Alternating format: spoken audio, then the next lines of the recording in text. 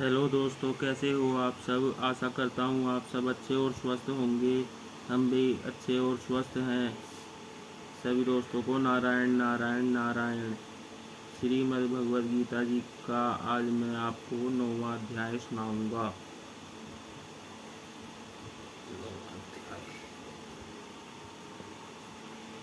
9वां अध्याय का महात्म्य। श्री नारायण बोले, हे लक्ष्मी जी, दक्षिण देश में भाव सुशर्मा नामक शुद्ध रहता था। वह बड़ा पापी और मांस मदिरा आहारी था। एक दिन मदिरा पीने से उसकी देह छूट गई और मरकर प्रेत बनकर एक वृक्ष पर बैठ गया। एक ब्राह्मण भी उसी नगर में रहता था। दिन को भिक्षा मांगकर स्त्री को ला देवे उसकी स्त्री बड़ी कलहनी थी।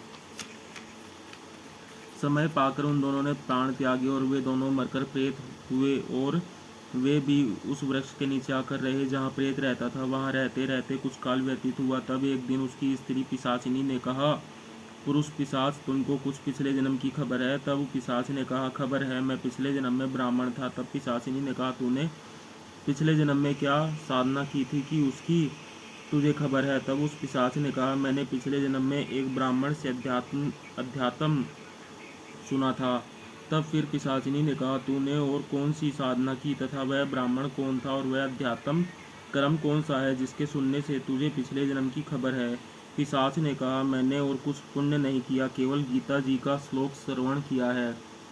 उसका प्रयोजन यह है कि एक समय अर्जुन ने श्री कृष्ण से 3 बातें पूछी थी जो गीता जी के 9वें अध्याय में लिखी है। वह 3 बातें पिशाचिनी ने पिशाच से श्रवण करी।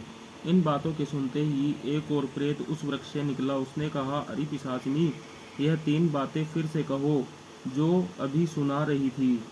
पिशाचिनी ने कहा, तू कौन है, मैं तुझे नहीं जानती। मैं अपने पति से पूछती हूँ, वह कर्म कौन था जिससे पिछले जन्म की याद रही। तब उसके पति ने पुनः 3 बातें सुनाई, जिनके सुनते ही वे तीनों प्रेत योनि से छुटकर देवदेही धारण कर विमानों पर बैकुंठ हो गए।